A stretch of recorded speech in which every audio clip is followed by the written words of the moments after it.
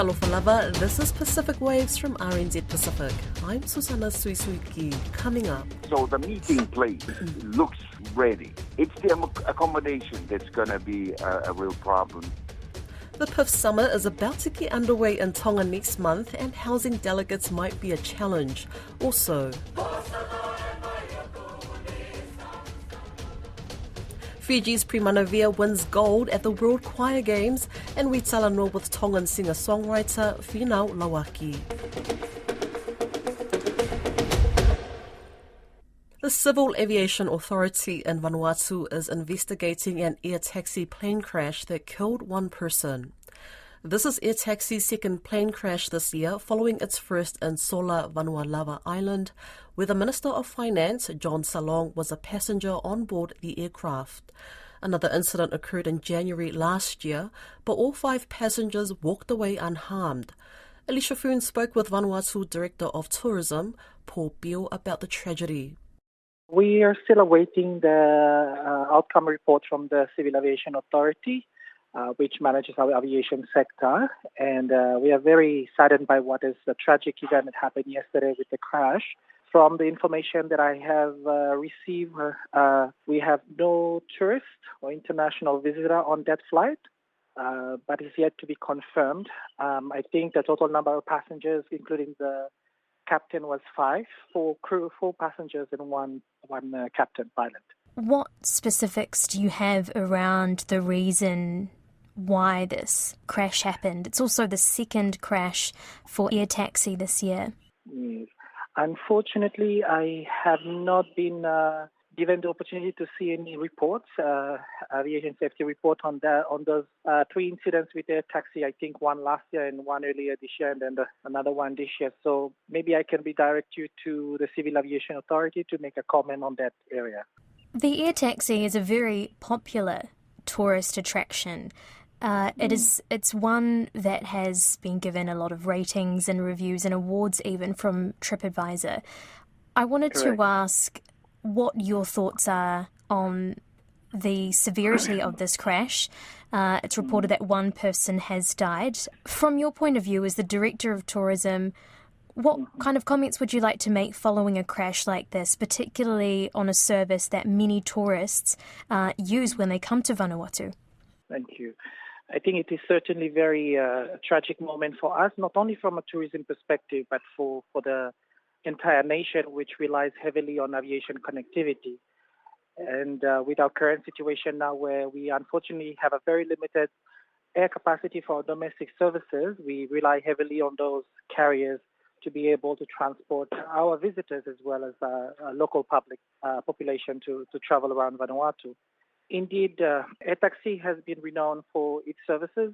It's been recently awarded the Travelers' People's Choice Award by TripAdvisor, and we have congratulated them on this important milestones and achievement. From our standpoint, we will be awaiting the safety report or any outcome report from the regulator, the Civil Aviation Authority of Vanuatu, before we make further assessments on the safety as well as the tourism service provided by the carrier. Vanuatu is facing somewhat of an aviation crisis after its main airline for international travel, Air Vanuatu, abruptly shut down and suspended its flights due to sudden liquidation in May.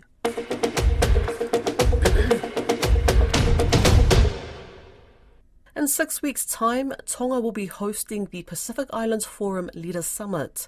There will be about 1,000 people attending, and housing them is proving a challenge. Our correspondent in Tonga, Galafi Moala, says the government is appealing for locals who might be able to host some guests to come forward. Don Wiseman spoke with Mr. Moala and began by asking how the plans for prefab accommodation and other infrastructure are going. Well, definitely one thing that looks is going to be ready, and that's the meeting hall, an indoor stadium that the Chinese have been building as part of a high school, Tonga High School. And it had nothing to do with the forum, but the government wants it to be finished for the forum meeting. It was scheduled to be finished by December, so the Chinese have hurried it up and they're working. I went around to take a look at it, and it looks like, they've announced it's going to be finished in time for the forum. So the meeting place looks ready. It's the accommodation that's going to be a real problem. And this is always a problem, of course, in Tonga. I can remember going to a forum, I think it was in 2008, and I got shunted into a room that had no windows down a long alleyway. It was a very peculiar place. But the government has got a plan to try and house everyone. What's it doing? They had a plan of constructing prefab houses in different locations. For example, close by in our area here in Kolombatua, there's supposed to be 20 prefab houses built in one location. In another location across town, there's supposed to be 60. These are the plans that have been announced. You go to those sites and they're actually nothing there yet. And so the promise and the hope was that very shortly there will be these houses that will, prefab houses made out of containers, in fact, that will start appearing in Tonga. But then talking to a construction worker, one of the leaders in the construction company, and he said, well, you've got to put the foundations in there, and just putting a house there doesn't mean it's ready. You've got to put beds in there. You've got to put all kinds of the furniture that's needed in there. Think of the amount of sheets and pillows and all of the things that needs to be there for somebody to be able to sleep there. It doesn't look good. Probably more critical things. They've got to wire them up and plumb them up and things like that, don't they? Absolutely. With these houses at the end of this process, what's going to happen to them? Well, the announcement, again, from government is that they're going to make them available. They're going to make them available for purchases at a very reasonable price for people that don't have any houses and especially poorer families. So they'll make them available for the public. Will there be takers for something like that? The feeling, locally, and you get this from not only social media, you're talking to people here, there's a lot of skepticism on it. In Tonga, you can go and borrow money from the bank to build a proper house. And here are houses that are made in containers. Where can you fit a toilet in that container? Usually, if it's for families, usually these container houses are 2 rooms or even just 1 room.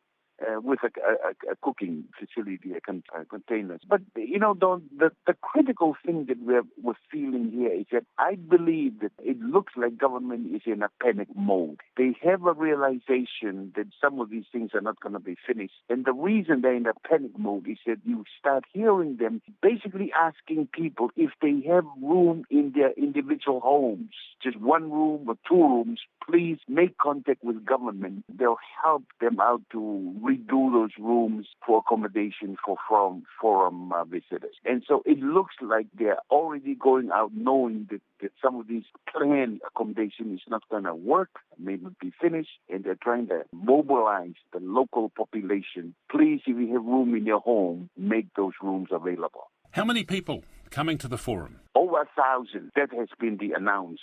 Over 1,000. You've got not, of course, just the leaders, the prime ministers, the presidents of these 18, 19 nations, but you've got their entourage, you've got the workers that come with them, and if you take one leader bringing in about 30 or 40 people, you have over 1,000 people that's going to be here.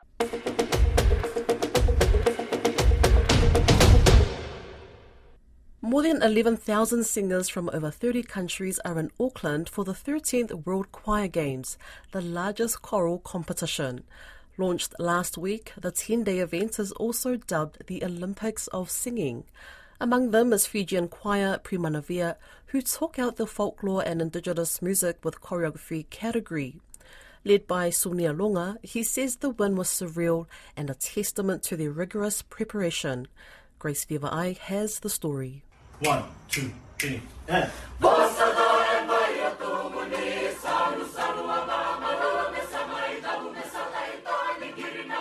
That's the beautiful sounds of Fiji echoing across Auckland Town Hall. Primanavia's moving performance won them gold. Director Sunia Longa says it's not only a win for Fiji, but for all of the Pacific.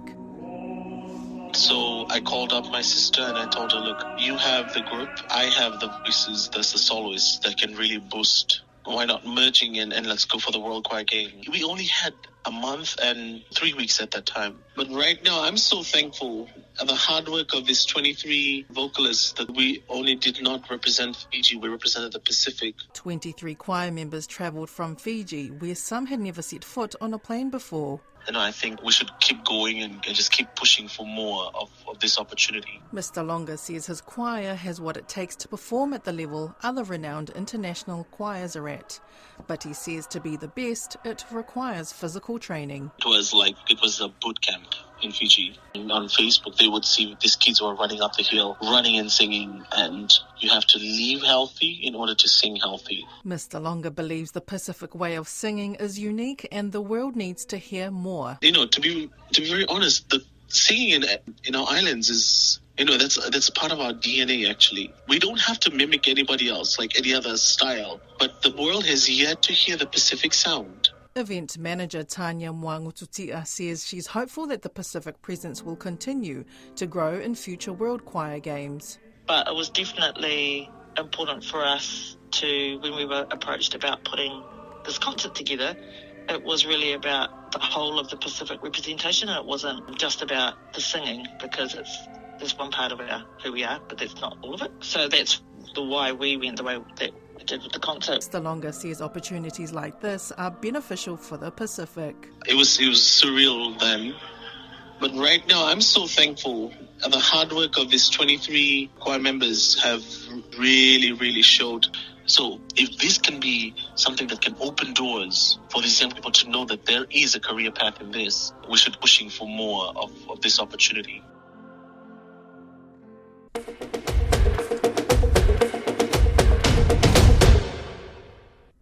A young Tongan singer-songwriter is making waves in New Zealand's music industry. Finau Lawaki, who simply goes by Finau, has just released her latest single titled Isn't It Obvious? Offering a refreshing perspective on heartbreak, Finau's single celebrates the newfound independence that emerges from messy breakups. Her songwriting has been described as encapsulating, demonstrating her versatility and growth as a music artist. I caught up with Finau and began by asking her, what's the story behind her new song? Story behind the song, at first it was a bit of a joke with my producer, and then I wrote about my cousin who was going through a toxic breakup, and then my producer convinced me to apply for funding because he really liked the song. I was really hesitant at first, and then I applied for it, and then I got it, and yeah. I just want to know, what drew you to pursue a career in music? Was it always part of your long-term plan? It has always been, because I studied music after high school. I didn't know what I wanted to do, but I always knew that I liked singing and I liked writing songs. And so I started studying music, then I went to mains, then I got my degree in music. And so music has always been a huge part of my life. And also my family loves listening to music and vibing to music. So I've always been connected to music. So yeah, I feel like it was just really organic how I fell into music because it was just always around. So how long have you been performing as an artist within the music industry here in New Zealand? How long has that been going on for? Not that long, to be honest. I haven't really, I was shy, way too shy. Like I would just write music and then just not release anything and just stay home but just have a job and just go to my job and do that. And it was recently, like last year, I released my first single. And then I feel like as the years go by, I'm releasing more singles, and a lot of things have been happening ever since I've been releasing music. But I feel like I'm just stepping into it now instead of not just leaving it at home or on my phone or on my laptop. I'm actually releasing it and doing something with it. How would you describe your music? I go by feeling. So if I get inspired by like a certain genre, instrument, like a certain anything, I would just write to it. I'm not afraid to try out new things. I love learning new instruments and learning about new genres and writing about new topics. So I tried to be like a niche and just stick to one thing, like R&B or just pop. But the more I do that, the more I feel like I'm not serving my creative purpose, because I know I have too many ideas and I have too many things going on in my brain that it just got to a point where I was just like, bro, just who cares? Just write whatever you want to write, do whatever you want to do. And yeah. Was there pressure on you as a Pacific artist to, write or perform certain music? Because I feel that Pacific artists, they get boxed into a certain genre. Yeah. Oh my gosh, yes.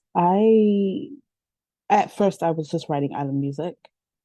But then it just got a bit repetitive for me. And so I was like, oh, let me try new things. So I started trying it and I liked it. But I still would go back to write island music and all of that. But I feel like it just depends on how I feel at the time. And right now I'm in my pop girl era. That's cool. And what's the reception like so far towards your latest single? Everyone's been so supportive, and I think I was overthinking it at the time. I didn't want to release it because I was like, oh, certain people might not like it. Certain people, plenty of people might not like it. So I didn't want to release it. And then when I did, the response has been amazing. And I'm so grateful that people actually like it instead of, telling me, stick to your roots. They're actually supporting me. Just very grateful. So will we be able to see you perform live soon? And if so, when and where? Live? Hopefully, something's in the works now. I do want to perform live, but my plan is to release more music and then perform live. Because I feel like if I just perform now with the music that I have, it'll be like 2 songs and then I'm like, thanks guys, go home now. Instead of actually, taking my time to release all my music and then like sit down and plan a show or something like that. So that's something that I'm looking forward to because I do want to release my music and then do a show. But so open to perform. Whoever wants me to perform anywhere, just let me know. I'll be there. What are some of your goals that you want to achieve with your music? I saw that they announced the finalists for the Pacific Music Awards. Is that something you'd like to aim for in the near future? Of course. It's when you watch it growing up, you one day think that you want to be amongst them as well. But also, I would love to do it full time because right now I'm working full time as well while doing music. So I would love to not work full time and then just travel the world and tour and stuff. That's a huge dream of mine. That's Pacific Waves for today. To listen back, head over to rnz.co.nz/Pacific. We're also on Spotify, Apple and iHeartRadio. From myself and the RNZ Pacific team, tō whā, soifua.